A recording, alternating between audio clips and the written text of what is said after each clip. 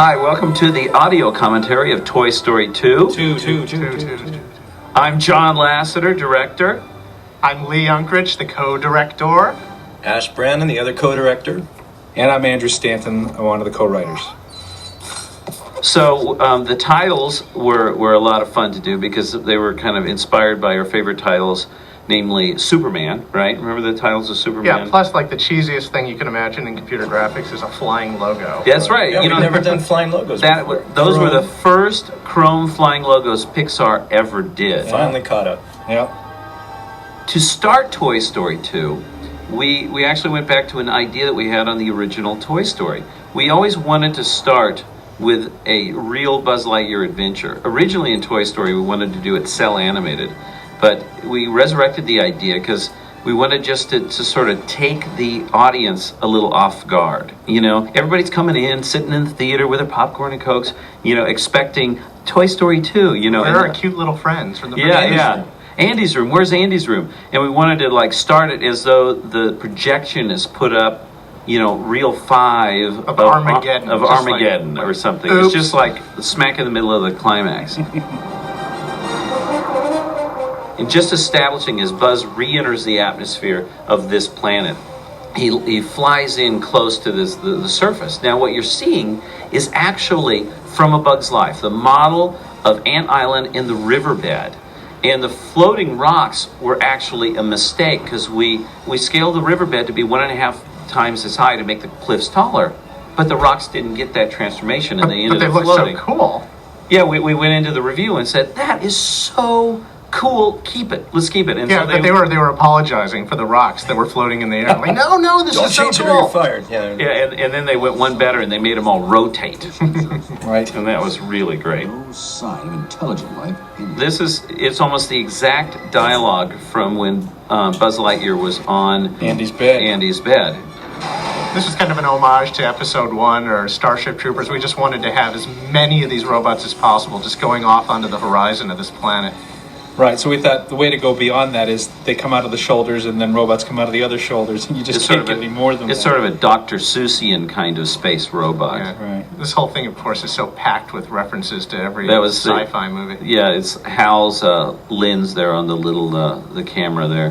The other really cool thing about this whole opening is that it was literally the last thing we did on the entire movie, and what that let us do, we always wanted to have things that happened in this opening echo later in the movie when deluded Buzz goes into Al's building and is working his way through the air ducts in the house. We wanted there to be all these similarities, and because we did this last, we were able to make sure that this was just chock full of references to that whole sequence. I mean, that's a drive we have in any of the movies we do, is we want to have as many things have more than one use and that they come back, and that it just makes the film so much tighter, more organic. Yeah, it's what we call the weaving. You know, we'll establish something later in the film and we come back in the beginning and set it up. But then the setup is completely disguised and you don't realize it's a setup. Source of Zurg's power, floating AA battery. Can't think of anything better. One of the biggest laughs in the movie. Yeah. There was a debate on what themes these should be, but 2001 won out, and I think it was the best one. Yeah, it's great, and we came up with this great idea of having the chunking, the pounding machinery in the background sound like the timpanis that lead into those. The timpanis. Yeah, Gary Rydstrom, our sound designer, he did that. It was really hilarious. And this is the first time also that we have true intersection. It's one of the things that we're constantly battling in computer animation. And so in this case, we actually had Buzz Lightyear's hand go right through that battery. One surface doesn't know where another surface is within computer animation, and it's constantly intersecting, and we're always working hard to make things feel like they're contacting just because that's believable. This is one of those things where I was just like, thank you. Can we get away with that? There's always like collective silence in the audience. My God, how did they... That was the point. We just wanted to make it seem like Buzz is so cool and he's going to do it, and then he just gets disintegrated from the waist up. In fact, you're a better Buzz than I am. So even though this is Andy's new house, of course, because they moved in the first movie, we did the walls to be a similar blue, and the lighting is very, very similar to Toy Story, because we wanted the audience just right away to say, okay, we're in the world of Toy Story, we're in Andy's room, and we tried to bring a lot of references and character introductions that would really best represent each of the characters and remind you of the original Toy Story. At one point, we tried having a whole song here, like a whole intro to everybody, just similar to "You've Got a Friend in Me" at the beginning of the first Toy Story. And we realized everyone knows these characters, and we just wanted to kind of get through everything as quickly as possible and meet all our old friends and kind of move on with our story. I think that's one of the exciting things about doing the sequel was that you didn't have to worry too much about character introductions. It's just like everybody is here wanting to see their favorite characters again. So it's like so we just found something really funny for each one and just kind of like moved through everybody quickly.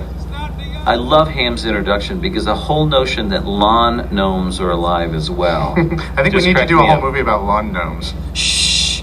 Oh, Sorry. Lee? I'm fired, aren't I? The first new character we introduce is Mrs. Potato Head. Of course, we have to have Mrs. Potato Head in the movie. And Estelle Harris does a voice, and she is fantastic. She was George Costanza's mom on Seinfeld, of course. And she I just can't is so imagine anyone perfect. else playing her. She really brought that character alive. It was great. Huh? And the boy who wrote that would take you to camp. You basically get the full package of Pixar here at the very beginning of the movie. You get the action and the filmmaking, and then you get the entertainment and the humor, and now you get the final ingredient, which is the heart. And we wanted to remind the audience, from an emotional standpoint, very early on that Woody's world is all about Andy, that he really does care the most about him. And we really felt this scene, this little moment here is what does that in a very touching way, but also very economical. And using the hat and losing his hat became a very important device because we always figured that as a collectible toy, you want all the parts. And so, amazingly, he kept his hat through the entire Toy Story. And so we wanted to start this movie where he can't find his hat and it just is freaking him out. And as you see later in the movie, it becomes a very important element, is what causes him to get stolen. Thank you. Where'd you find it? Well, that's the bad news. It was really exciting to sort of set up Buster, the dog, in the same way that we remembered Scud from the first movie. We wanted this whole setup here is to fake the audience out. Big vicious That dog. dogs and toys don't get along. Dogs chew toys. That's it. That's what the world, that's what you remember from Toy Story. And so this whole thing is set up to really fake the audience out until, of course, when Buster finds him and he's ready to chew his head off, and then he starts licking him. And People love this. when Woody comes alive, it's a wonderful thing to sort of set the audience up and to fake him out. And the Buster's actually a great guy. Brilliant animation here that Kyle Balda did. Yeah, Kyle did this great. And there's a lot of new. One of the new technologies that is in Toy Story 2 that's not in the original is that we actually were able to put real fur. The fur on the dog is like thousands and thousands of individual little hairs. It really has an incredible look to it. It makes it be a much more believable dog. Andy, honey, come on, 5 minutes and we're leaving. It's my 2.5-year-old daughter playing Molly in the background. Oh, that's nice. She's the voice, isn't She's she? singing her little cheese and tomatoes song she made up. You must choose, Sheriff Woody. How shall she die? Shock or death by monkeys? I just love Death by Monkeys. Yeah, when in doubt, use monkeys. You'll be fine. That's the credo I live my life by. That's right. Lee loves monkeys. There's a great lighting touch that comes up that Sharon did. When Woody's arm rips, the sun goes behind the clouds. It gets a little bit darker in the room. Sharon Callahan, our brilliant director of photography. Because right here, there. it's very subtle. Most people don't know, but you feel it. It Yeah. becomes less saturated in colors. But that's one of the most important single little moments in the movie is that rip of Woody's arm. And we went around and around in making sure that just affected everything. And we even added that close-up later, because originally we had animated in the wider shot, and it just wasn't reading. And we were actually amazed when we started doing preview screenings of the movie. At that moment, when his arm rips, there was just be this audible gasp from the audience, from kids and adults alike. We early on decided you had to have something that physically reminded you through the entire movie how fragile his state was. You couldn't make him look as old as he was. He couldn't grow older. So you had to have something that always reminded you that he was at the winter of his years, and the rip and the sort of the inability to use the arm was what did that for us. We always try to find visual storytelling means instead of just saying things. And that's why the puff of cotton that comes out of his shoulder, it's always there, and it's always a reminder to Woody of this, that he's very fragile and he's getting old and he's worried that Andy is not going to play with him. Here's another sequence that actually came from a idea that was executed for Toy Story. But abandoned. That we pulled out that made it into Toy Story 2. We had a nightmare sequence in Toy Story where Woody was worried that Andy was going to throw him away, but him falling off the bed was so clear. It was redundant. We didn't need it. Yeah, we didn't need it. Joe Raft is our story supervisor, and he storyboarded this sequence. And he storyboarded the original Woody's Nightmare from Toy Story 1. And he put all these great little references into it. And one of the things, my favorite was that all of the toy characters are playing cards. But all of the cards are Ace of Spades, which is, and I guess fortune telling, the death card. The death card. And it was just one of the early things that kind of tips the hand that something's wrong here. This is not Something's normal. wrong in this world. Yeah. And of course, to represent Woody's broken arm, the trash can is full of just broken arms. So you see Mr. Potato Head's arm, you see Rocky's Rock'em arm, Robots. arm from Rock'em Sock'em Robots, and an arm from a miscellaneous robot. We needed to establish that Woody was put up on a shelf where things weren't played with, things weren't touched for a very long time. And the best way visually to show that is the dust. But dust is really, really hard to do. And we ended up, after a lot of experimentation, having to make a tiny little particle and then having the computer distribute that over the entire shelf. And there's like over 2 million dust particles on this shelf. Well, I tried squeaking, but I'm still broken. No one can hear. Joe Raft is not only our story supervisor, but he is the voice of Wheezy. Wheezy, the character itself, is actually an idea we had in '91, 2 years before we really had the script going for Toy Story. We always just loved this asthmatic squeeze toy penguin. We actually celebrated when we thought of putting him in this movie. We're like, we said "Yay, we need a toy on the shelf that Woody could find that's long lost.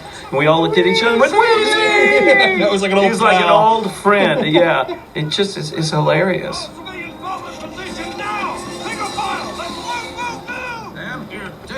The yard sale and the toys being afraid of that really kind of is reminiscent of them being afraid of the birthday party in the original Yeah, Toy very Story. similar kind of thing. It's really the only other thing to be afraid of. You know, it's a seasonal thing. But unlike Toy Story 1, which is about new toys coming in and being replaced, this is about a toy Being discarded. and that's what the yard sale represented.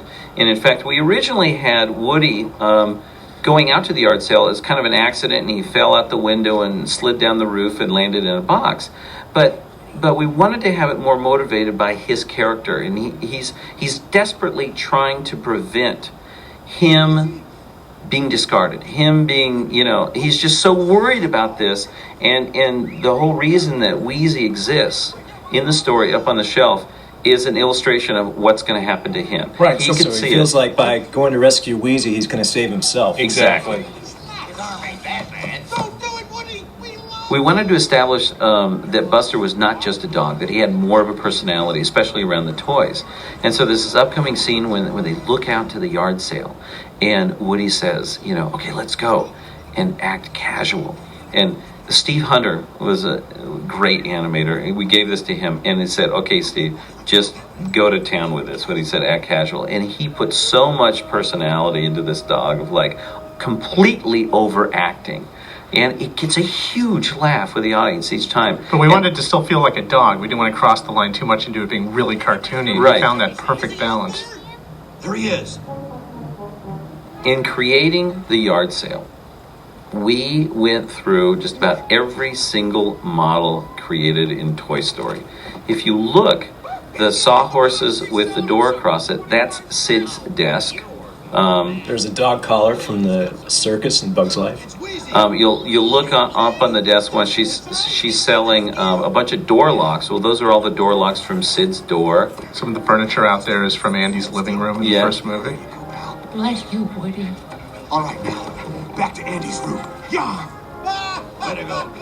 Of course, the whole yard sale and getting Woody out to the yard sale was so that he could be found by a collector. Now, the original idea of Toy Story 2 came from the fact that we are all big toy collectors, especially me. I have a huge toy collection in my office, and my sons, I have 5 sons and 4 of them are young, and they love to come to Daddy's work to play with Daddy's toys. And as they come in and start playing with these collectible toys, I get completely freaked out. And I started thinking about what's it like from a toy's point of view to be collected. And out of that thought came the idea of Toy Story 2. What about thinking of Woody being a collectible toy? And so the idea spawned from that of like, what if, Woody was very valuable, he still has his hat, and he's found by a toy collector. And so we as we started discussing this notion, we thought, well, what about the owl of Al's Toy Barn? Now, you remember in the original Toy Story, there's the Buzz Lightyear commercial. And right at the end of it, there's a silly little tag of a cheesy toy store called Al's Toy Barn. Available at all Al's Toy Barn outlets in the Tri-County area. Right. And so that was the birth of Al McWiggin. Even the whole idea of having it be Al from Al's Toy Barn goes back to Buzz, because we thought it'd be really great to have a toy meet his identical way back. I mean, that's something that happens to toys that humans never encounter, so we thought it'd be really fun to do that. And in order to naturally get the toys to run into a toy barn, we thought, well, what if the owner is the kidnapper? Is the collector. Right. Get him, Buzz. Hey, where's the red jacket?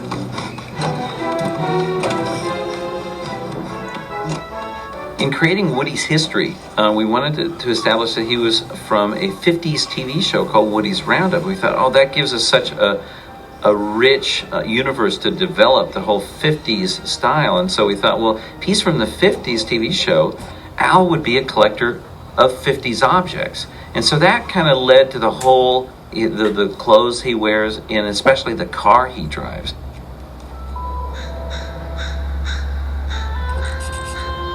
Why would someone steal Woody? In the story, we wanted to keep the audience where Woody was and keep you confused as an audience member as to what's going on. And so we just kind of started showing you snippets of what's happening to it, where he's being taken, and in the storytelling is I love this upshot for that reason. But then the sign says it all. Woody's in the worst possible place he could be. Right, for no a toy. children. That's what's so great. We used to have a whole sequence a scene right after this where we followed Al up to the apartment and putting Woody into the case, and we finally realized we just didn't need it. It was much more evocative to have him just disappear into the building, and next time we saw Woody, he was in the case, and we filled in the gaps in between. Exhibit B. Composite sketch of the kid. Now, this sequence was one of the first in production because we knew it wouldn't change a lot. It was inevitable with our storyline that the characters were going to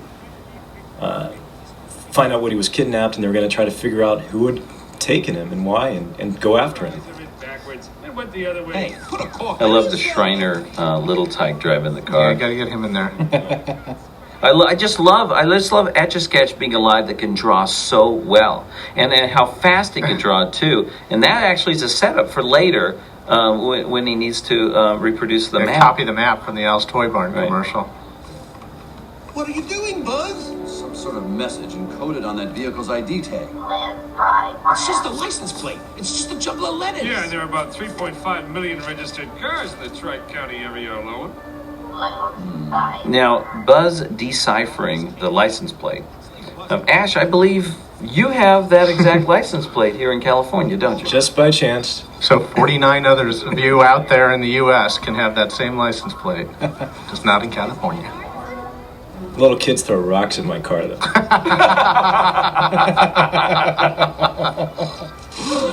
It's the Chicken Man! That's our guy. I knew there was something I didn't like about that chicken. I just love the transitions in Toy Story 2. Well, one of the things about how carefully crafted our movies are is that we're able to plan these transitions ahead of time. We don't have to just find them in the editing. We can do some interesting, tricky things like dissolving from Al on the Etch-a-Sketch to him in the suit in his apartment. We like to do stuff like that wherever we can.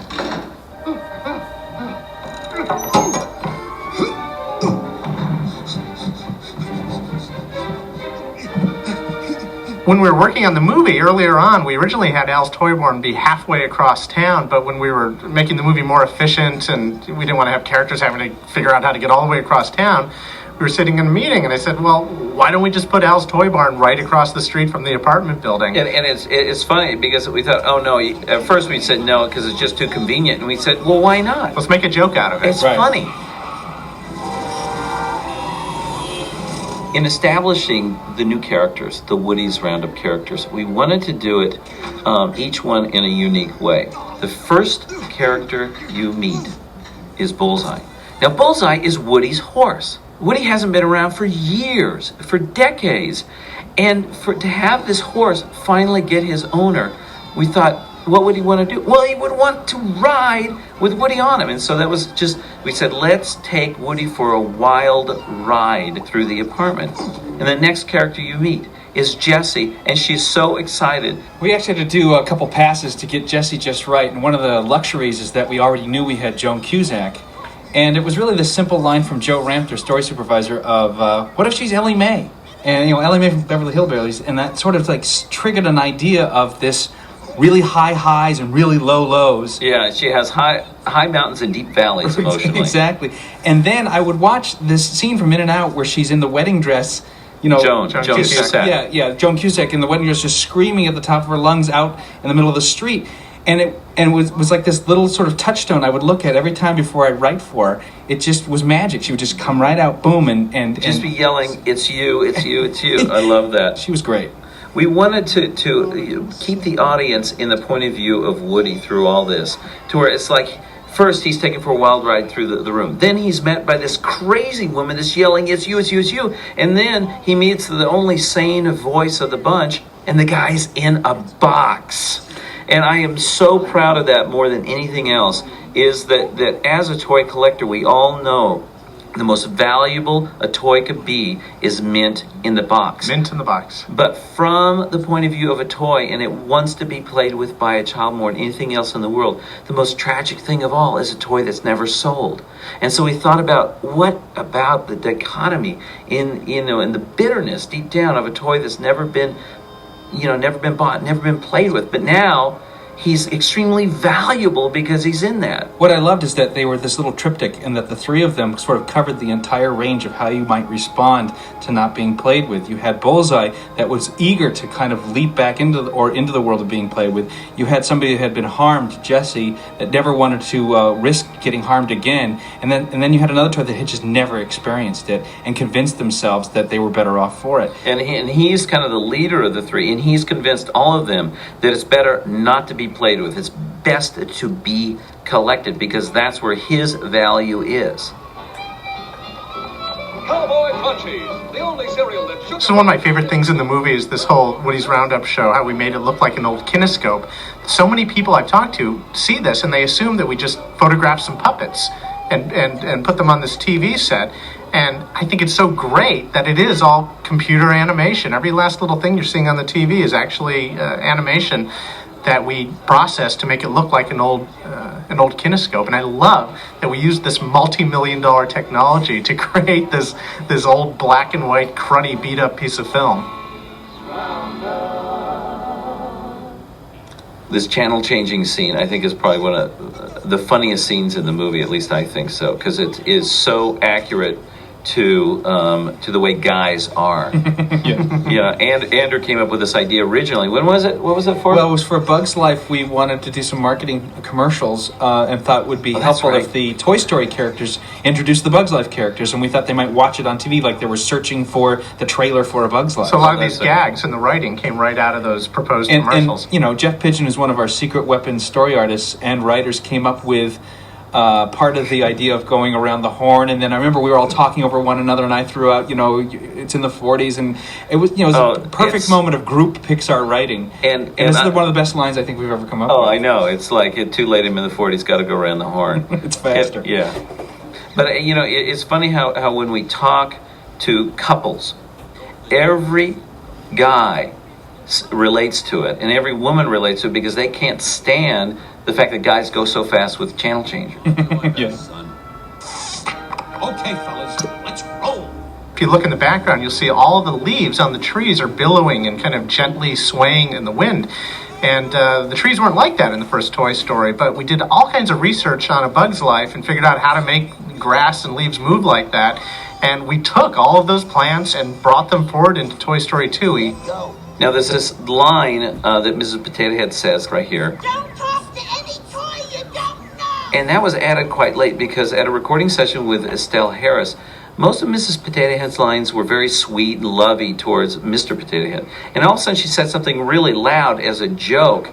And I loved it. I never thought about Mrs. Potato Head just yelling. And we came up with this idea actually at the recording session. Yeah, we thought we should have her say something like, don't talk to any strangers, I think is what we came up with. But then Estelle... But Estelle is the one that added, don't talk to any toys you don't know.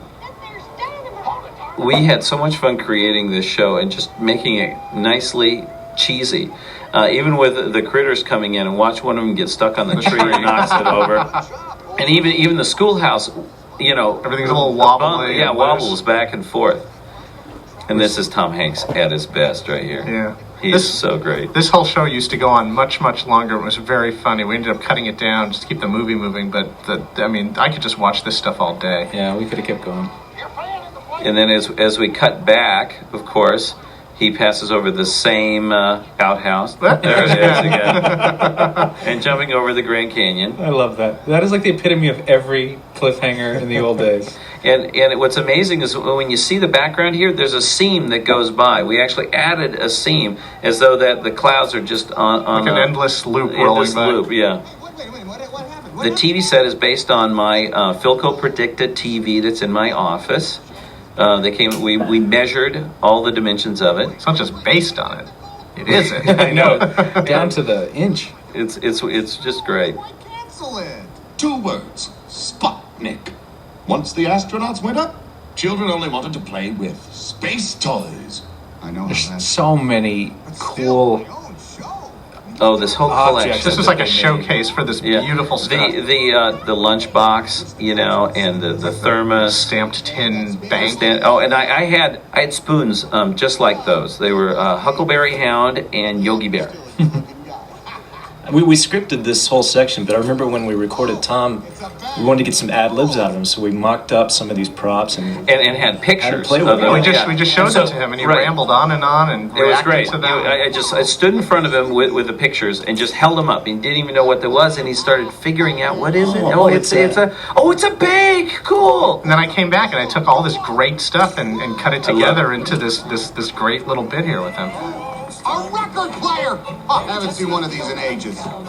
This is great. We don't know if any children today even know what record players are. This is called a record player. It's a precursor to the CD player. This is so fun to play with a record player, just like we used to. Everybody who grew up with record players, you would play it fast, you'd play it slow, you'd play it backwards. And I love the detail. Even if you look at the label in the center of the record player, it's Woody's nose. The hole is right where Woody's nose comes in, so the spindle looks like Woody's nose. Which they did do on a lot of kids' albums when you grew up. What museum? The museum. The acting of these characters, the new characters, is so great. And Kelsey Grammer does the voice of the prospector, and he gives such rich resonance to it. And in the beginning, he is so kind and so wise, and then, of course, that completely disguises the turn that will come later. It's such brilliant acting. Can't go. I can't do stories. We were lucky to have so many great female animators this time around, too. We didn't have as many on Toy Story. We worked so hard to make a strong female character in this film. It's something, the first movie was made by a bunch of guys about the toys they had as kids and how they used to play with toys. It's very much a boys' movie. But we really worked hard. Helene Plotkin and Karen Robert Jackson were the producers of Toy Story 2. They were really encouraging us to have strong female characters. My wife would not let me come home if we didn't have a strong female character. And then Joan Cusack loved that, and some of the great stuff in this movie came completely from Joan, a lot of the story ideas, because she helped us further strengthen the idea of having a strong female character in the film. It's not like that, okay? Now you're at the point in movies where it's tough for a filmmaker to keep it alive because all the information's out now. All the details, the very last one, which is going to Japan, is out. We now know everything about the movie, all the dilemmas. And we have what's called the second act sag, where how do you keep interest in the movie? Because why doesn't Woody just leave now? He knows the whole deal and he wants to go. So we had to come up with what you want as a mini dilemma, something that has its own little beginning, middle, and end, and finishes, takes up about a minute or two of screen time, but its outcome furthers the bigger plot of the movie. And so we came up with, let's remove his arm. Let's have his arm be taken away. It rips off, and Al has it. And now there's no way he can leave until he gets that item. So it's not so much about some big value dilemma of do I stay or do I go, because we wanted to save that for later. Yeah. It's about He keep can't him go. there. How do I get my arm How do I back? get my arm back? And it's great. We had so many people saying, "Oh, you can't remove Woody's arm," and then we said, you know, Buzz did it.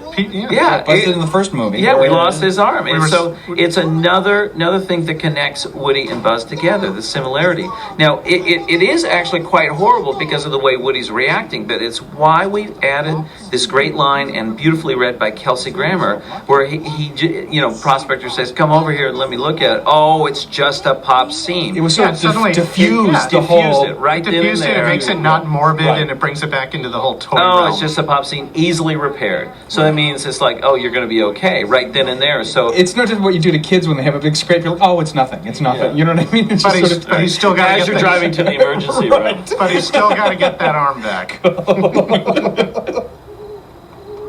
You know, throughout this movie, we're trying to figure out where we have the great music by Randy Newman or just sound. In this sequence here, Gary suggested, let me do it just with sound. And he adds such a feeling of danger, and these little toys are out in this big, empty world, and there's all this rich sound, like stories going on way off in the distance. Dogs barking, sirens going. It makes it feel like not such a great neighborhood. That's what's so great about working with Gary Rydstrom. He's the best sound designer in the business, and he can take material and take it to a whole nother level and make little mini stories out of just putting in some really fascinating sound effects. We will not rest. When we came up with the transition of the American flag, though, we realized now this wouldn't work in other countries. So this is one area, and what's great about our technology and our medium is that we went back in, and for all of the foreign versions, we have created a different transition there. It's a globe with fireworks going off. And a whole new anthem. It's called the One World Anthem by Randy Newman. You're right. And now we get into a sequence that was pretty much on the lap of Jeff Pigeon, one of our storyboard extraordinaire guys. He just came up with this It started brilliant with one idea. It was one drawing. It was Started one with drawing. one drawing. Yeah. Woody on top of Al. It was Al full of Cheetos laying and- on the couch, and Bullseye was licking the orange Cheeto dust off his fingertips, and we just cracked up. And that became a whole sequence. Go, go, go, go. And great animation on Bullseye right here by Rich Quaid. This is just, in developing Bullseye's character, we wanted him, originally, remember that, Ash? He was going to talk. He had a voice, yeah. He had a voice. And then we thought, no. Let's make him be like a giant puppy dog. Right. Extremely loyal puppy dog. And that gave him a whole different aspect of a toy being alive. Mm-hmm. That he's more of an animal. And I just love the way he tiptoed across that minefield. It's great. This is one of those- Tim Hiddle. Tim Hiddle, yes. Tim Hiddle did This that is one of the most animation. amazing shots in the entire movie, as It far as still I'm looks real to concerned. me. He's got nose hairs. Yeah, it's amazing how real he looks. I just love that. All of the shaders on Al, it just is incredible. The 5 o'clock It shadow. freaks us out too, guys.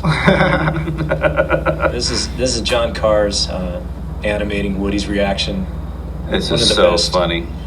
It's that silent burp that we all know. It smells extremely And we spent bad. about 2 hours in post-production layering those sounds with Gary, trying to find the most revolting, evil, foul-smelling belch. And for those of you imaginable. who have surround sound, you'll notice how it travels across your room. And it's in your subwoofer. When Al wakes up, all of this is amazing performance by Wayne Knight. And a lot of this was just ad-libbing. We had very little of it scripted, and he just started coming up with stuff about the whole, officer, I swear. and even to the point of looking around, and just where he's like, he's getting so mad at himself. Where did he put it? Oh, here it is. And that was, we barely edited that. That was like Wayne. It cracks me up every time I hear it. So this is where we have advanced the main plot out of doing this mini subplot of getting the arm back. He now thinks Jesse did it, and it's just further enforcing this sort of misdirection that we want to give the audience, that Jesse is behind wanting to keep Woody there. Say that again. If the boot fits. Oh. Tom Hanks' performance there when he accentuated the T. He was so funny when he did that. He actually spelled out everything. He's amazing. I mean, I'm sure we said this on the Toy Story commentary, but every take he does is good. It's just which one do you want to use? Yeah, whenever I'm editing Tom Hanks for these movies, I feel like I'm sifting through a basket of diamonds. Yeah. Trying to just put together the most amazing performance. Everything he says is so wonderful.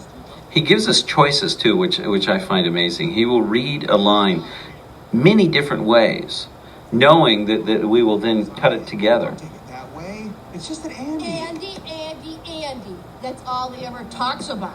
This upcoming scene transition has got one of our little Easter eggs in it.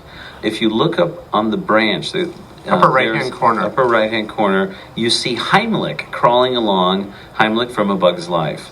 Also, if you see this rusty can over near the bushes, that is the bug bar from A Bug's Life.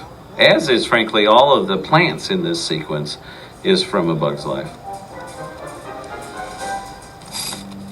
Hey, guys! There's the bug bar over in the right. Across the road! Not now, Ham. Oh, I love riddles. Wow. Wally Shawn is so funny. You actually have to become like this fair Solomon about what toys get what lines, because there's such an ensemble cast. And I constantly find myself giving lines to Rex because he's just so fun. Just the dynamic of being a wimp dinosaur it seems endless and with Wally's voice. So I'd always kind of go, okay, anyway, we got to take some of Rex's lines away, give it to somebody else. And John Ratzenberger, of course, just like will nail every line, as well as Don Rickles and Jim Varney.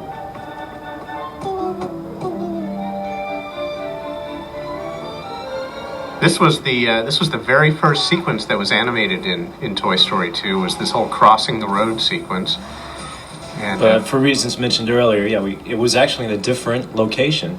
It wasn't right next to Al's Toy Barn. yeah, before we made that decision to move Al's Toy Barn to be right across the street, all this animation had been done for this whole sequence, but it was in a completely different location. It was kind of like an expressway. It wasn't even in the it was like in an area. industrial area. And another great thing about working in our medium is we were able to pretty much take all the work that had been done part and parcel and just now plunk it here downtown by Al's apartment building.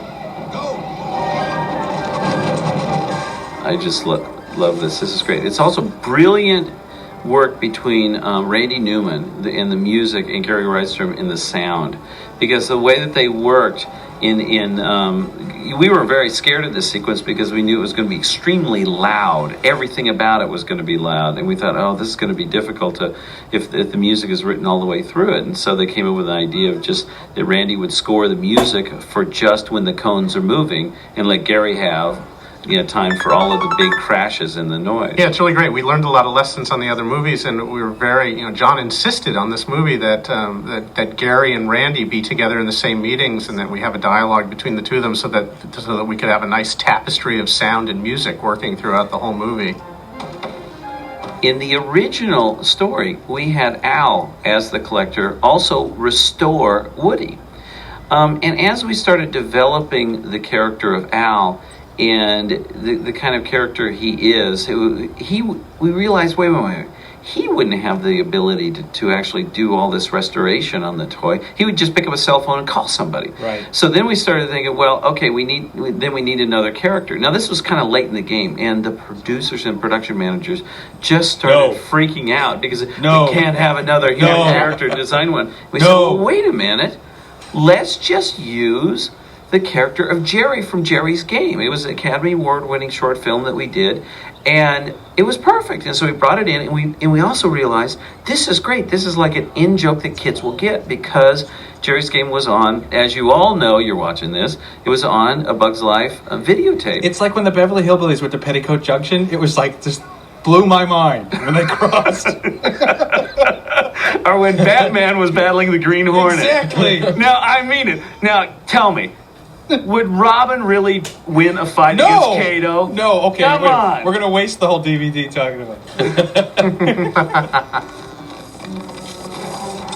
When I was writing this, my son had turned 6, and he was into video games finally, and he really pushed himself you were waiting for that, weren't you? into reading, because he wanted to read the manuals for how to do these games, and so I ended up having to read them to him sometimes, and that really got me getting the idea of letting Rex find this manual, find how to do all these things, and it allowed him to talk about Zurg all the time, and so that it would help deluded Buzz get confused and go with them. This sequence we're very proud of from a cinematic standpoint, because it actually kind of introduced sort of a new way of working for us, where Lee would work with the layout department, and they just kind of created all different kinds of shots. Yeah, I told them basically, I wanted this really lyrical kind of feeling, the camera always moving, gliding around everything, and we just let them be really, really creative and come up with great, coverage like you would shoot in a live action movie.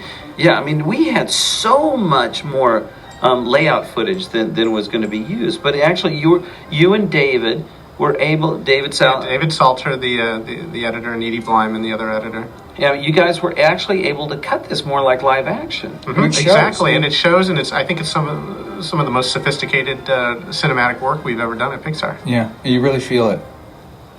This scene coming up right here, where Andy gets painted over, I'm so proud of that, because it gets an audible gasp, every screening. People it says volumes. To me, it says more than anything else, The voice of Jerry is Jonathan Harris. That's from right. A Bug's Life. Yeah. Played It was Manny. such a great experience on A Bug's Life. And he wanted to work with us again. And we wanted to work with him again. And Some Bug's Life toys in the background. Now we get into one of those, thank goodness we thought of this idea, subplots of, we had actually a point where we didn't have the Buzzes get switched early on in coming up with this movie. Yeah, Buzz just met him, and we had like a funny scene, and that was the end of it. And it My favorite shot. Wait. Okay, go ahead. And then it dawned on us that half the reason it was so fun to watch Buzz in the first movie is because he was deluded. And by having him switched with another Buzz, it brought back deluded Buzz. And that was a fundamental problem. Everything that was so funny about Buzz in the first movie, we couldn't do because Buzz's head was together, and he knew he was a toy. And what was great is that we were able to make him more deluded than the first one. We really pushed him. We really pushed him. And come on, we're all fans of Star Trek, and The Enemy Within is the best episode of Star Trek. Good Kirk, where bad good Kirk Kirk meets evil Kirk. That's and it. you had to do this. It just was meant to be. I just love the fact that Potato Head needs to drive, and he's terrible at it. This is John's joke here, and it's just so funny. Am I really that fat? It is funny. I laugh. I'm serious. Oh yeah! Ow! What are you doing? You're in direct violation of code 6404.5. that code is actually the California no smoking regulation. Is it? We were sitting in a restaurant when we wrote the line. And The importance of research. Buzz Lightyear to start. We actually did quite a bit of work to get Buzz's face smashed up against the glass. That was quite a little effort there by our wonderful effects team to do that. Love the cheesy little rocket going around. Yeah, and the sound, Gary. Sound added effect there. just pressed it twice as much. We wanted to make it purposely cheesy just to show that he is just a toy and how deluded He's just this completely guy lost is. his mind. When we came up with the idea for this big Barbie beach party, we knew we wanted to have all the girls dancing around and doing all these different dances, and we had to come up with different dances for everybody. And I remembered watching this Elvis movie with Anne Margaret when I was growing up, where she did this really Viva Las Vegas. Viva Las Vegas. She did this really minimalist little dance, and if you look at the Barbie And the right yellow, here in the and the foreground, yellow. in the yellow, that's the Anne Margaret dance. The voice of Barbie, of every single Barbie, is Jodie Benson, who does the voice of Ariel, the Little Mermaid, and she was fantastic. Al's Toy Barn. I can help. I'm tour guide Barbie. Please. I used to have G.I. Joes, and my sister had Barbies, and my G.I. Joe would climb in his Jeep and drive down the hall and take Barbies out on dates. But Barbies couldn't bend their legs and stuff, and they couldn't fit into G.I. Joe's Jeep. That just always inspired me by how stiff to animate Barbie. And if you notice as tour guide Barbie drives, her fingers are completely stiff the whole time. Right. Hands are all fused together. Yeah. It says how you defeat Zurg! Our effects department, they had a pretty tough job ahead of them when we came up with this idea that they would run into this container of Super Balls and just have them bouncing everywhere. But they did a fantastic job, and Gary, again, with the sound, just like carried it through with the balls bouncing all around the audience. And how can you have a dinosaur chase a car without doing this? Jurassic Park. This is my favorite movie reference in all the film, because Rex is so opposite of the T-Rex in Jurassic Park. And also he was inspired by it, because Jurassic Park came out when we were developing the first Toy Story. Yeah. We had the idea of, let's put a dinosaur in there because of how cool that T-Rex was. This line right here. This is the Buzz Lightyear aisle. Back in 1995, short-sighted retailers did not order enough dolls to meet demand. Is probably my favorite line in the movie, because it's true. There was such a huge shortage, as we all know, of Buzz Lightyears after the original Toy Story came out, and none of the toy stores would buy any. In fact, they put orders in for only 60,000 Buzz Lightyears in all of the United States and Canada. And Albert Chan, who makes Thinkway toys and made the Buzz Lightyears, has ended up making more than 9 million Buzz Lightyears since then. So they kind of under-ordered the original Buzz Lightyears. It's like printing my own. We casted a great actor, Wayne Knight, to do the voice of Al. And he brought so much personality to this guy. And it just a pure love of collecting toys, and he just was really into it. And every time we recorded, I couldn't believe how much effort he put into this performance, and it comes through. It just, every time Al's on the screen, it just comes alive. We animated Woody in this sequence to be about as annoying as possible, just so Jessie would just she's so mad at him, she just would that they have this, this is the point in their relationship where they just can't stand each other. That she's been really mean to him, and he's been nasty to her, right? Frustrated. And it's Bullseye that kind of softens Woody, because Bullseye is just a sweetheart. If you go back and track this, you realize how manipulative the prospector actually is, because his whole motivation to get Woody to go over and talk to Jessie is nothing other than to keep Woody there. Yeah, keep Woody there. And it was a very delicate balance to have us trust the prospector without ever tipping our hat that he was up to no good. Yet when we reveal that he's a bad guy, not having it come completely out of nowhere. Right. Yeah, and when that happens, you can go back and look at everything he says to Woody, and he's slowly manipulating Woody. There's a subtext to everything, and it all kind of makes sense in the grand scheme. This leads into, I think, one of the best uses of a song in any movie. We were working very hard on this sequence where Jessie relates her backstory of being a toy that was really loved by a girl named Emily, and it was we wanted to be an exact parallel to how Andy loves Woody. And every time she would say the story, she would tell the story, it lost some emotion. And we were sitting in a meeting once, and we said, what about a song? What about a song? And we don't like to have characters break out in song in our films. We like to have the songs, sort of really reinforce the emotion of the scene. And it just fits so well. And so we met with Randy Newman, and I think this is one of the best things he has ever written. And he wrote it actually very fast, but I remember telling him, Randy, this does not have a happy ending. This song has to be sad. And he just did a wonderful job. And I tell you, probably one of the highlights of my career will always be the recording session between Randy Newman and Sarah McLachlan.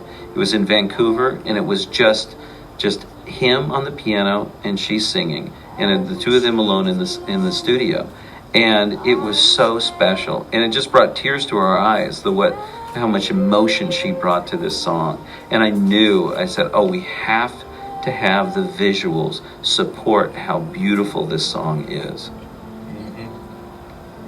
Yeah, Sharon Callahan, our director of photography, did just a gorgeous job giving this just a kind of a luminescent feeling of old bittersweet memories. And there's a glow, a softness to it that she added to this.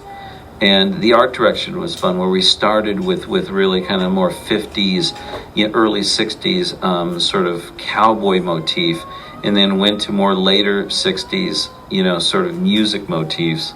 And again, the dust, the stacking the dust on underneath, just to get the sense like she's been there a long time. One of the nice sort of dual things that happen in this emotionally is that not only does it tap into people's memories of the toy they forgot, but it just taps into separation of somebody that you love, and so it affects parents as well. You really think about your kids growing up, and leaving. Yeah, for us, it's the doll, and her owner is leaving her. Yeah, my oldest son went off to college not too long ago, and the emotion that we had when he left, and I just kept thinking back that it's like it was yesterday I took him to first grade, and Tom Hanks, mentioned to me, he says, that he was so impressed that here's a story about toys, being played with by kids, but all I could think about was my kids, during this sequence.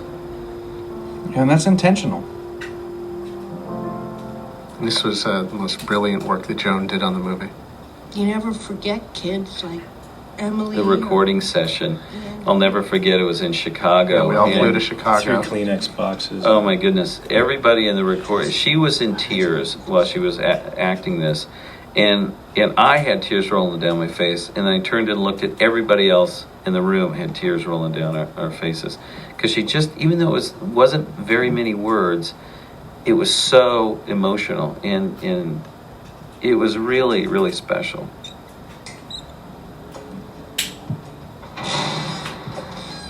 How long will it last, Woody? Do you really think Andy is going to... This is my favorite cut in the movie because the one image of looking down that dark vent and hearing, sort of that haunting sort of wind, it just encapsulates the entire dilemma of Woody. That's what it is. Dark, going back. scary future of uncertainty, or this comfortable, warm friends to stay with. And I just love it when things can capture the entire meat of a movie without being in an image. Hitting you on the head, being expositional or anything.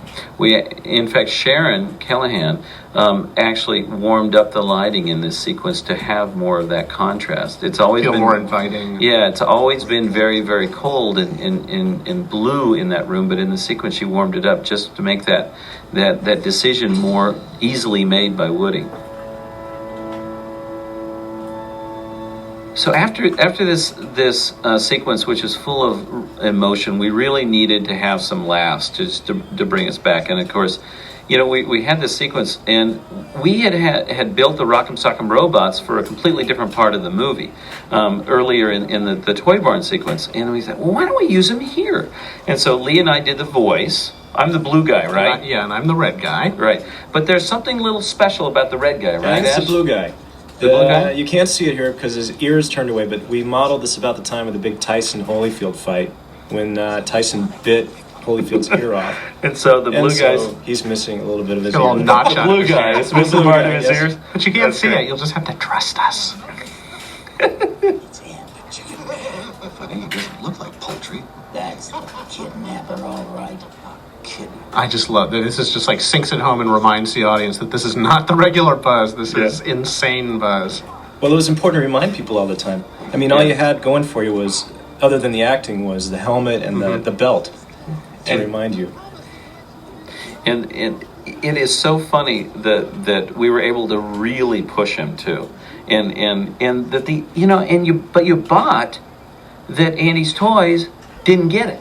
Right. Like, he's such a lunatic. It's Buzz.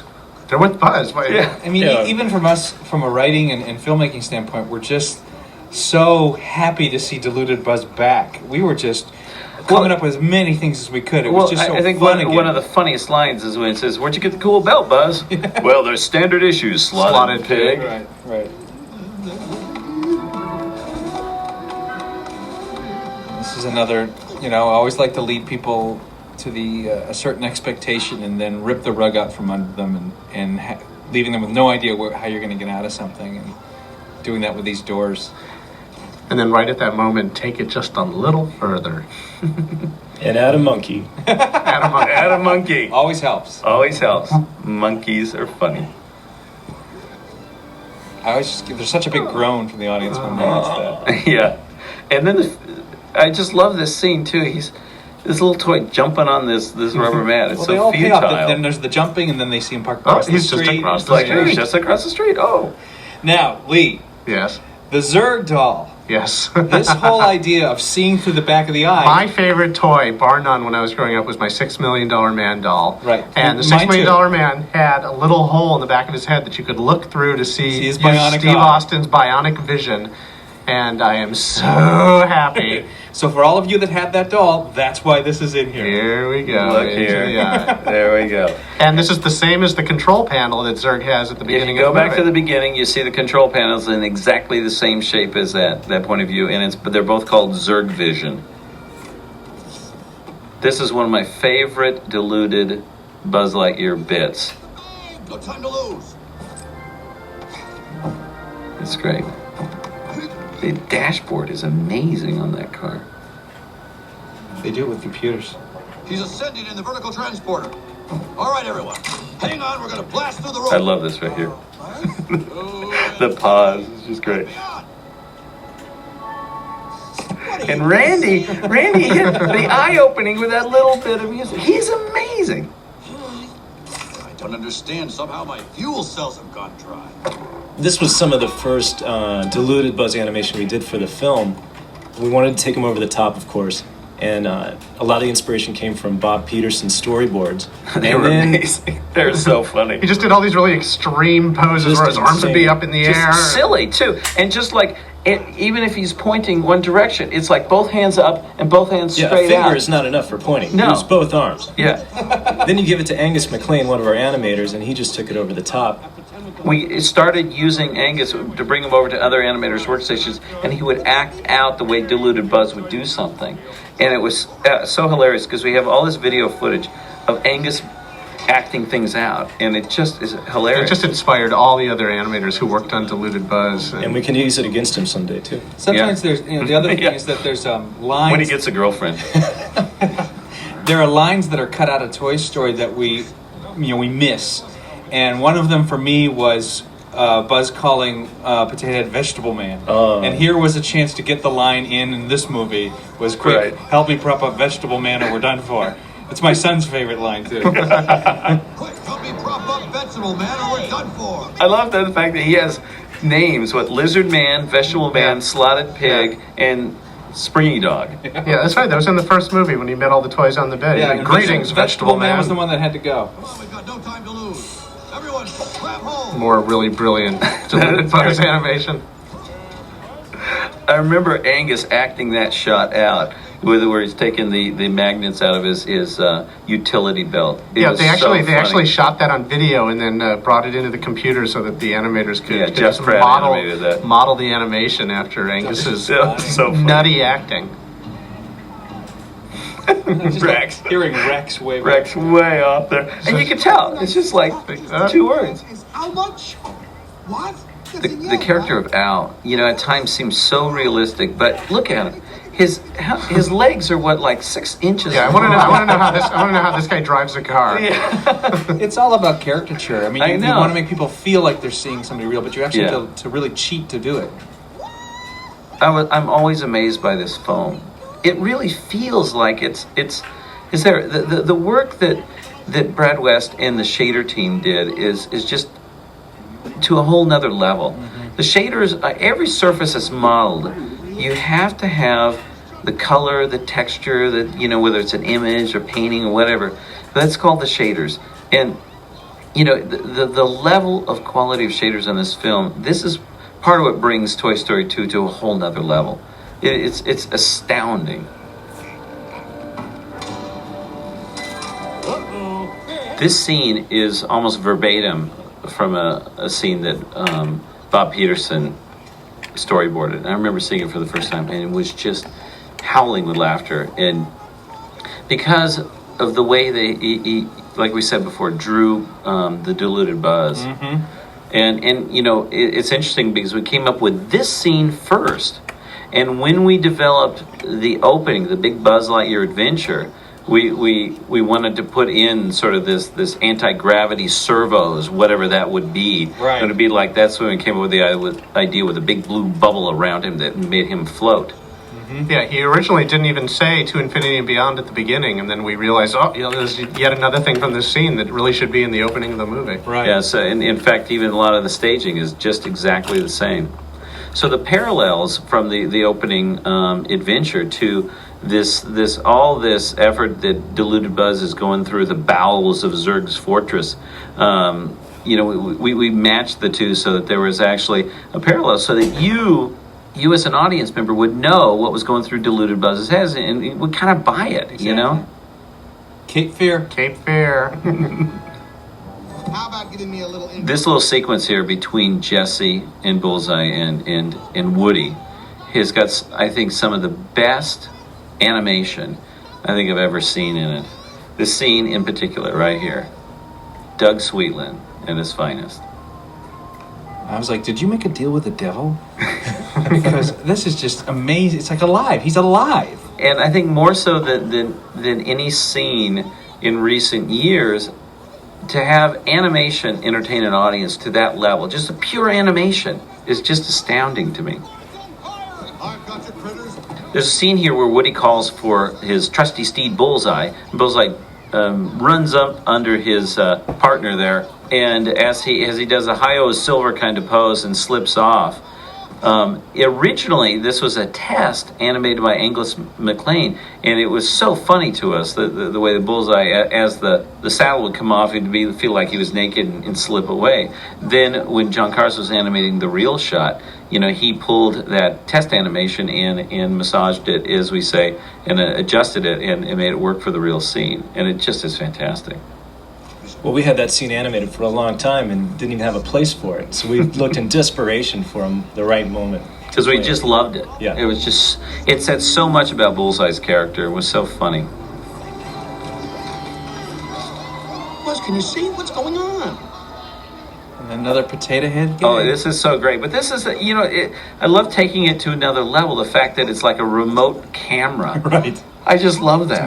Well, that actually, that came, another thing that came from the original Toy Story. Remember, Joss Whedon, our original screenwriter, had this idea to where he was going to have Potato Head take his eye off, drop it on the floor, and kick it under Bo Peep's skirt. Yeah, and she was going to smack him with it. And then she was going to smack him with her cane, and we realized, well, he can't quite do that, but we love the idea of that remote camera kind of quality. This is one of my favorite gags. This is Pete Nash animating. I don't understand. These are my friends. Yeah, we're his friends. The structure of this whole sequence was that of, like, we imagine sort of this SWAT team coming in, you know, grabbing, you know, a hostage and taking him out really quick, like boom, boom, boom, you know, and the energy was so fantastic in it. And then, of course, which Buzz is the right one?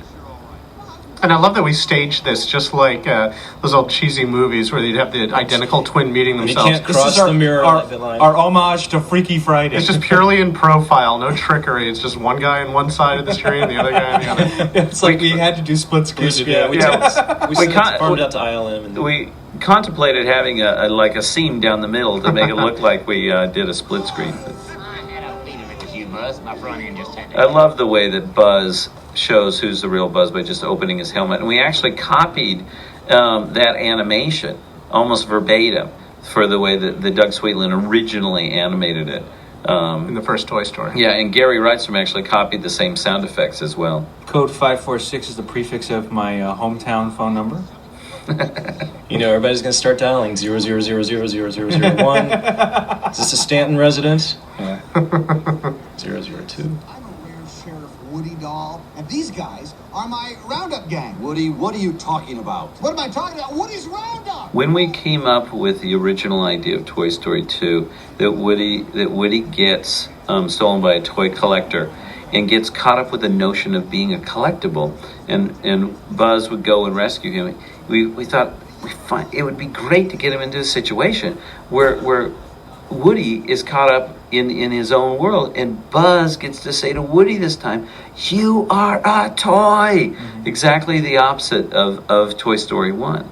And, you know, we always had it to where he mimicked, Tim Allen actually mimicked the way that Tom Hanks read the line. You are a toy. And it was always like It's like too trying harsh. to force it in, like you're trying to shoehorn the Right. wrong It was reading. always It wasn't too, right for the moment. too harsh. And in fact, if you really look at the structure of that line, it's reversed, because originally it says, Tom Hanks says, "You are a toy. You're not you're not a spaceman. You are a action figure. Right. You're a child's plaything." Right. And in this one, we reverse it to where he says, "You are a toy." At the end of the That's the line. last, the capper. Right. Just another parallel, like the arms both get ripped off. There's so many examples where Woody and Buzz have switched places in this movie. Yeah, and Buzz is the one that's reteaching Woody the notion and the importance and the nobility of being a toy. Everything that Woody taught him. Yeah, that's what I find so poignant, is that it's everything Woody taught him. I don't have a choice, Buzz. What I find so great about the way that this finally, was structured, is that the prospector did such a good job in kind of brainwashing Woody. And he's only telling him one half of the story. That you come to this museum, you'll be loved by children for generations. You'll be loved, you'll be loved, you'll be loved. And Buzz is the one that sort of tells him the dark side of it. It says, yes, but you'll be behind glass. You'll never be touched. You'll never be loved again. And it's the dilemma of, do you want to live life and have it short, or do you want to live forever and not really enjoy it? right. It's immortality or to be loved. Right. The thing I love about this is when Tom Hanks first came in on the first Toy Story meeting, and we had our first meeting with him to play Woody, one of the very first things he said was, "You're not going to make me sing, are you?" That's the very first thing he ever said to us. I can't sing. You're not going to make me sing. And so we kind of made him sing.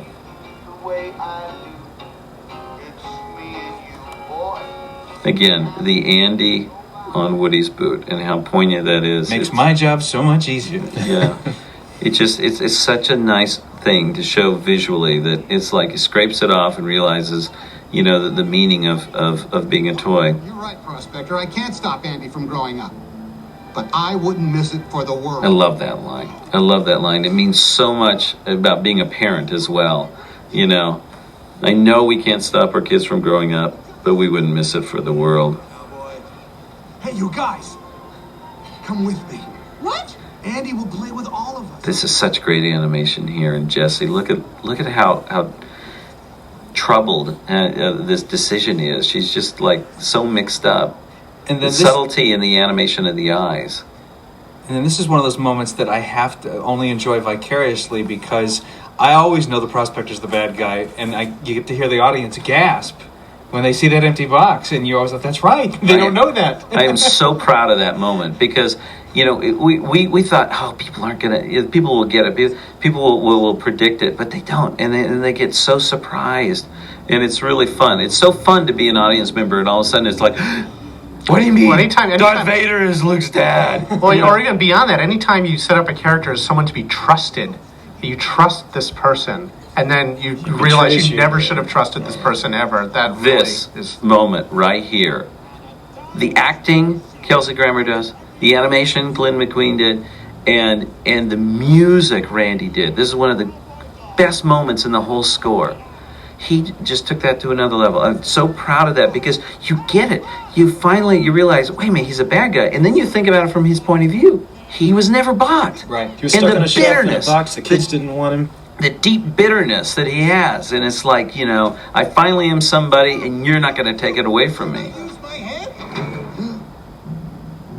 It's Al. Look at the time. I'm going to be late. Because I can't miss this one. In using the ventilation air conditioning grate as like a gel cell. You know, Gary Rydstrom followed it up with the sound and all, in that he's trapped in this cell. It was really, it really worked well in that moment right there when his friends are on the other side and he can't get out. And now we come to one of our favorite moments. Yes. The final confrontation. You know, we set up Zurg following Buzz, and then he forgot about him just long enough. Right. And then That's right. It's like right when things can't possibly get any worse, Zurg shows up. Right. Yeah. And he looked phenomenal in that shot. Right. You know, Sharon and her lighting team did such an amazing job. And we studied The Empire Strikes Back and that brilliant lighting in that confrontation between Darth and Luke in that orange and blues and stuff. And it was so fun because we just wanted the parallels and in the homage and how fun that all this is. There was just no other choice on how to bring this confrontation to an end. I mean, it was always to us the obvious solution. I'm kind of proud of the fact that the villain wears a skirt, too. Wanted an easy way to animate him on the little rollers, and it turned out to be perfect. Little And with Gary adding the rollers. squeaks. It's so great. Little side note, we actually have the voice of Zurg sitting here with us in the studio. Yes. Thank you very much. Andrew Stanton is the voice of Zurg because it was so heavily futzed. You know, we needed just good acting. Yeah. Here it is. No, Buzz. I am your father. I had to read that line so many times to get it right. Yes. They actually Yes. called me in on a second session to read it again. I love that. And Zurg's gun that he lifts up, it goes up to 11. Okay, that's our little homage to Spinal Tap. There See, you there, see you see 11. the 11 right there. The whole sequence was actually quite difficult to do because we had it on top of this moving platform elevator. And I think they go up and down how many times? Oh, God, they must be in like a 400-story building. Yeah.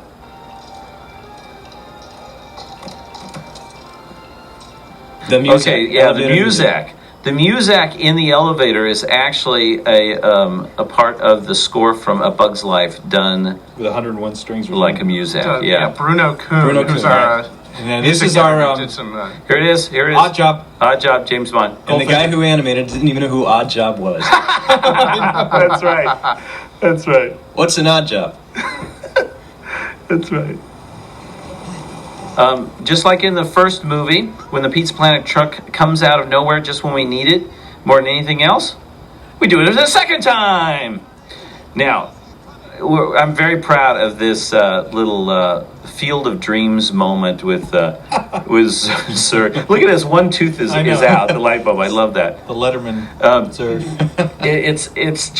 It's really hilarious as a topper on the whole thing. Originally, we had Buzz carrying like the lifeless body of this Zurg toy off. I have to go bury my father, and it was just a little too morbid. So he thought of Field of Dreams. One of the favorite characters in Toy Story is the little three-eyed alien. And we originally had like one or two of them in Andy's room, just in the background. Andrew, you went to Japan on a publicity tour for A Bug's Life, and you came back. And I said, the alien is everywhere. Everybody likes the alien. It was huge in Japan. I said, it has to be in the movie. Yeah, it has to have a bigger part in the movie. And so we thought, what can we do? What can we do? And we thought, we had two ideas. One was when they're at the airport in the baggage area, they would find just like a crate going to a pizza plant somewhere, a shipment of like thousands of aliens. And we thought, well, that might be a little difficult to do. And then we thought, well, maybe the Pizza Planet driver, like, he works at Pizza Planet. Yeah, so he would just like sense. get a few of them and then be dangling from the rear view mirror. The airport scene, especially this opening shot, we're exceptionally proud of because of the incredible amount of detail. There's no way we could have done this 4 years ago. No way when we made the original Toy Story, the amount of detail that's in this. Galen Sussman and her incredible team, the technical team, through the modeling and the ability. I mean, we took a lot of the knowledge that we developed on A Bug's Life and doing all the ant colony and applied it here. I am still amazed at all the detail. This shot is just so cool. I love the kids playing patty cake. Yeah, watch this. Watch this. Get a little fight. Yeah, watch. Boom! He slugs her and hides. You know. Oh, bam! Yeah. Listen, Flyboy. This is my kidnapped Molly. I know. It's like, that's Molly. I understand. Be careful. Do you have a fragile stick or something? We were real lucky to know somebody who had connection at San Francisco International Airport. And we got an actual tour of the baggage claim, actually behind the scenes where we're going right here. This took 70 hours of frame to render. Soon to be a new ride at Disneyland, I hope. Yeah, oh, that'd be awesome. By the way, the ceiling of this baggage area is the ceiling of Al's Toy Barn. And Buzz has a sticker on his rear end. It's from Butte, Montana. Yeah, I'm sorry. That's just a joke that sorry, I loved. I loved Chamber it. of Commerce. Sorry to all our friends in Butte. If we have any left. Not only was this whole sequence really difficult to render, it was really difficult to do the layout and the staging. Ewan Johnson and Ricky Cleland led an amazing layout team, and this was really, bar none, the most difficult sequence in the entire movie to lay out. It was just so visually complicated. It was like doing a giant three-dimensional jigsaw puzzle, putting this whole thing together. And they would work amazing. They would work on the main track where the action was going first, and we would get all that working. Then the set dressing would come in afterwards once we figured out where the main action would go, and put all of the conveyor belts that you see off to the left and right, and just put it in there shot by shot. Well, the amazing thing is we could do all the hero animation, all the foreground stuff, and we had that done, and then later on we started to see the stuff rendered with all the bags in the background, and it just added such a rich complexity to the whole thing. It really just makes this sequence look dazzling. This was done so late in the production that we just, thank goodness, it was looking good the first time through. Eternity rotting in some landfill. Well, We actually deliberated for a long time what the proper comeuppance for the prospector was. Oh yeah, we reworked this comeuppance numerous times. There it is, Lasseter, flight A113. A113 was our animation room at CalArts. When we originally were designing the drawing that was going to be on the side of Barbie's face, we had makeup, and badly drawn makeup. And we were talking to the folks at Mattel. They were the ones that suggested, well, why don't you do it more like, face paint? And we thought, oh, that's even better, because the line is that she's an artist. Right. And it turned out to be really funny. The beginning of this rescue of Woody going out to save Jessie, we were so excited with the idea of actually Woody being a real cowboy, and he's comfortable with it, and so it gets on bullseye. And even though these are toys running across the tarmac at an airport, we studied lots of Western movies and really staged this, and we just wanted this to be like a classic Western. A classic the Western. Tiniest detail. And even with Randy Newman's music at this point, we said, Randy, this is a Western. Ignore what you're seeing. This is a Western.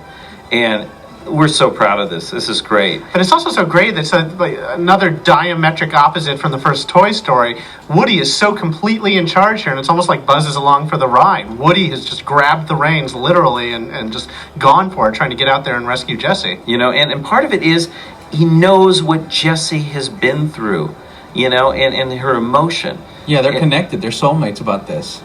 And that's why this is the best capper for the climax, is you've saved Woody. He knows where he needs to be.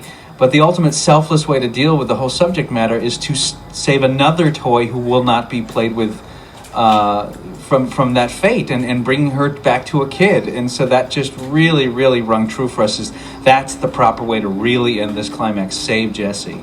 And that means risking everything he needs and wants in order to do that. Right. I mean, they could have turned around and just gone home. It just makes him all that much more a hero. He's finally gotten back. He's going to get his Andy, but he's going to risk himself all over again to make sure she gets it too. And he doesn't even question it. Excuse me, ma'am, but I believe you're on the wrong flight. Woody. Come on, Jess. It's time to take you home. Such great voice acting. And it was serendipitous, that Andy had the little sister Molly, who could take Jessie and grow up with her, and These are the other ones I love doing that. Again, it's back to like do what the audience is going to expect.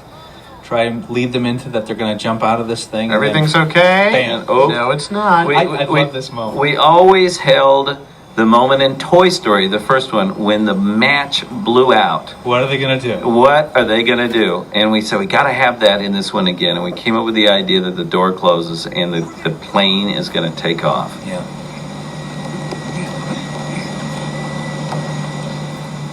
In our original conception of this, the first time we put it together, it was originally Jessie who slipped and fell, and Woody caught her and saved her, and she was the one dangling, almost falling in front of the tire. And this is a good example of how Joan Cusack inspired us to make Jessie a stronger character. We were talking to her about this and doing a recording session in Chicago, and she actually made us come up with the idea of, no, let's have Woody slip, and Jessie saves the day. Jessie grabs Woody and saves him, and she doesn't have to be just a stereotypical damsel in distress dangling under the plane. Yeah, Joan was not the type to just take the lines and read them. She had a strong opinion. She was not afraid at all to mention She it. really loved Jessie, the character, and was like, why is this so typical?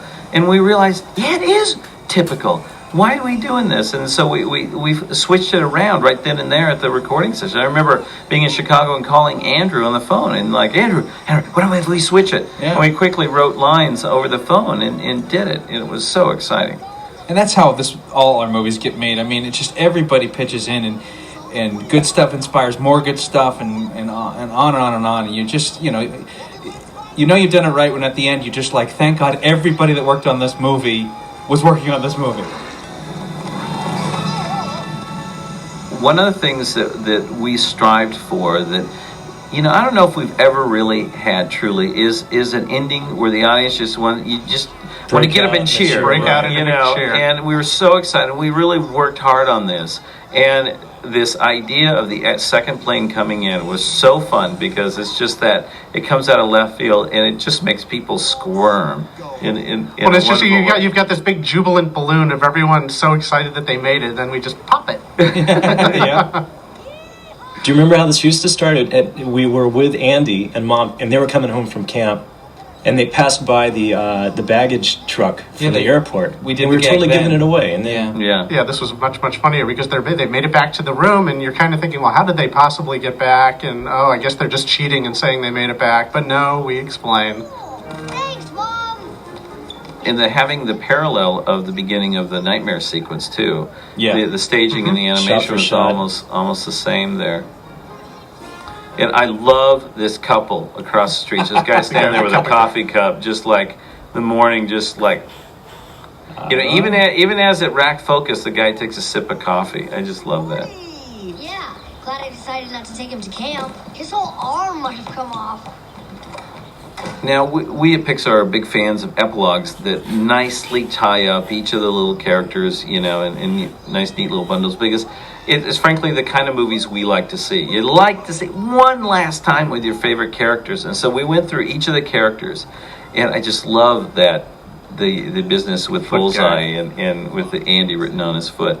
But every little moment we really worked hard on, and even in the editing we kind of shifted things around. Remember that we had the single individual moments, but which order they were in we worked on a little bit. Yeah, it's really easy for these epilogues to kind of go on too long because you're trying to wrap everybody up, but we found a great balance of just giving everyone their little moment and moving on.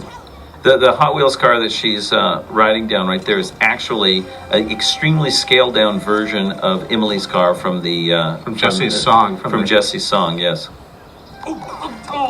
Hey, Rex, I could use a hand over here, buddy. I don't need to play. For the longest time, we had no comeuppance for Al, and then somebody thought of it, let's do the commercial again, even though it makes no sense. Right. He's off in Japan. He's in Japan right now, and this is live TV. But nobody questions it, and if they do, so what? It's just this is such a satisfying ending. But you for Al bought the McQuiggan. disc by now. No refunds. Well.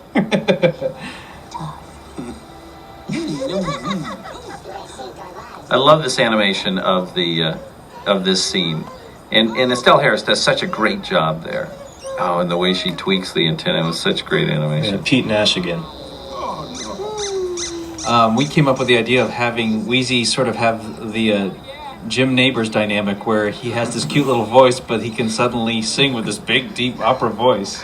And Joe Rapp does the speaking voice, and we got none other than Robert Goulet to do the singing voice, and we had so much fun because I remember going to Randy Newman and saying, we want to do a version of You've Got a Friend in Me, a reprise, but do it big band. And it was so fun at the recording session, you know.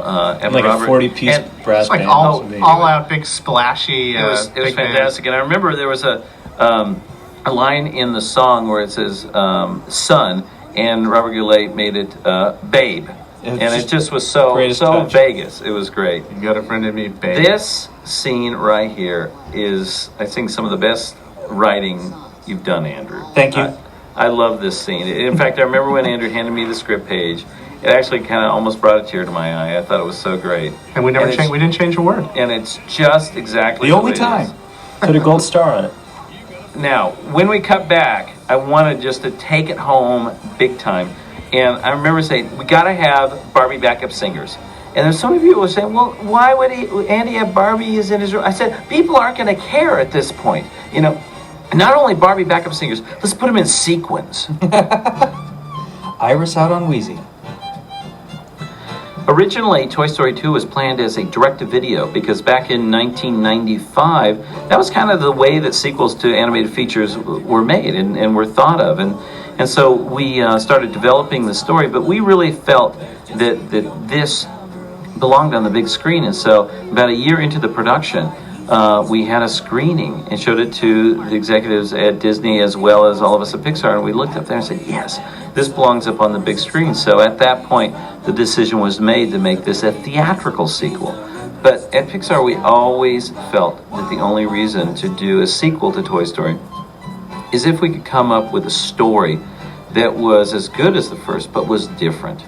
And we really worked hard in the emotional side of the story, because, you know, the humor and the staging, the action, and the great visuals, we knew would come, but it's that emotion that was so important to us, because what we value is a story in which characters change, characters grow. And in Toy Story, we're very proud of the way that Woody and Buzz both grow. And you couldn't make them go back and have amnesia and grow in the same way again. They had to grow in a different way, and that was extremely challenging. It's pretty overwhelming to have to do a sequel. Like I said before, we're audience members first and filmmakers second, and we just know how few good sequels there are.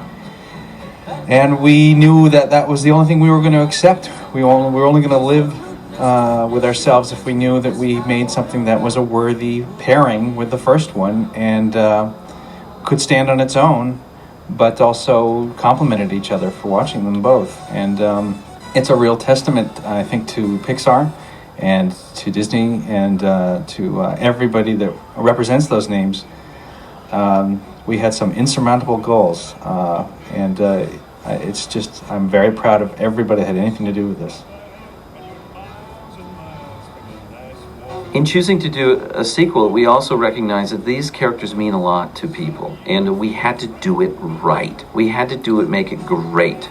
Right after Toy Story came out, my family took a vacation, and we were changing planes in an airport. We got off the plane, and this is 5 days after the movie came out, and there was a little boy standing outside the gate, clearly waiting for his dad, and he was holding a Woody doll. And this is just after our movie came out. And at that moment, I realized that these characters don't belong to us anymore. We created them, but they don't belong to us anymore. They belong to the world. I just have to say I'm so glad that Toy Story 2 came along when it did, because we were ready to make this film at the time we made it. The story we were telling had more depth than anything else we'd done, and the characters, they had to be extremely believable this time, because they're really dealing with issues of mortality and abandonment, some really deep subject matter that, you know, if you don't believe in these characters, the whole picture's going to fall apart. But luckily we had 2 movies under our belt, and we'd all become better filmmakers at the studio. So everyone was prepared to face the challenges that the story offered. This is the first time I've seen the movie for a while, and I'm still amazed at the fantastic job that everyone on this crew did. So please take a look at their names as they roll by here, because they worked really hard and they went to incredible lengths to bring this movie to you. not just the animators, but the story crew, lighting, modeling, everyone. It was just great how much experience they had And before the they came actors. onto this. Yeah, not even that. Well, the great thing about the actors is that this movie wouldn't be the movie that it is without those amazing performers, and we just thank our lucky stars that every last one of them wanted to come back and be a part of this movie. We've always been so generous in having these actors be an integral part of creating these characters alongside us. And we have to give Tom Hanks, Tim Allen, all of them as much credit for these characters as ourselves. And I think the actors recognized that, and when they heard we were doing a sequel and they heard the story and thought it was so great, I don't think any of them wanted to envision a Toy Story 2 that had somebody else's voice coming out of the character's mouth that they created. So often when I'm questioned about this, everybody wants to know how the technology has grown since we made the original. And yes, it has grown a lot. But really what makes this film great is the people who worked on it.